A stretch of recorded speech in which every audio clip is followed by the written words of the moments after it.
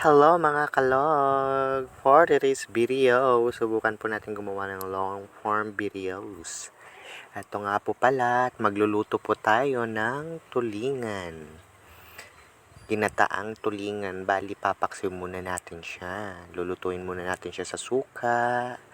Siyempre naglagay na ako dyan ng asin na napakarami.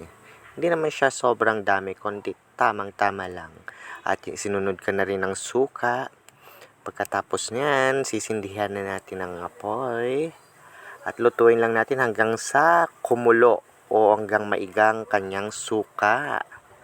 Nakadepende naman po sa inyo yan kung paano nyo po siya lulutuin.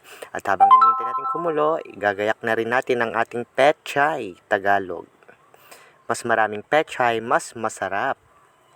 Dagdagan na rin natin ng siling haba na panigang. Napakasarap po kaya niyan.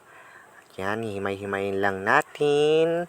Pagkatapos natin siyang himayin, atin na siyang hugasan. At habang naghihintay, ito muni-muni muna tayo sa isang tabi. Pa-cute lang.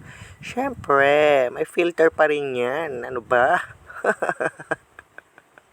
Bahala kayo dyan. Siyempre, hindi pa kumukulo at ako'y lumabas muna at nagmuni-muni dito sa ating harapan. Ngunit sa kasamang palad, bigla na lang naambo, nagbabadya na naman ng ulan. Ano ba? Paano tayo makakagala niyan? At bumalik na nga ako at ito hinuhugasan ko ng pechay Tagalog.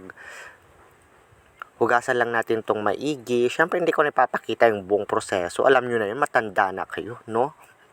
Hugasan lang natin yan. Lublob lang natin sa tubig.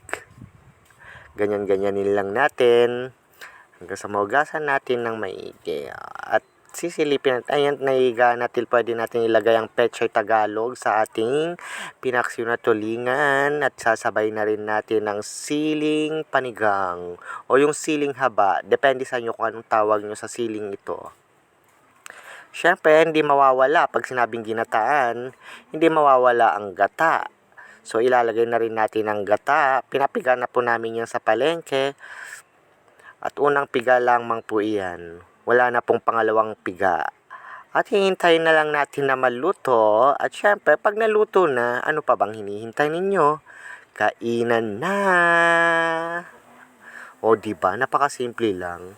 O disclaimer lang, dahil alam naman natin na tayo, sa bawat pagluluto ay may kanya-kanya tayong pamamaraan at kung anong mga sangkap na ating gagamitin. Pero sa akin ito, okay na sa akin ito. Kaya, love, love, love. Kainan na. Oh, yan na.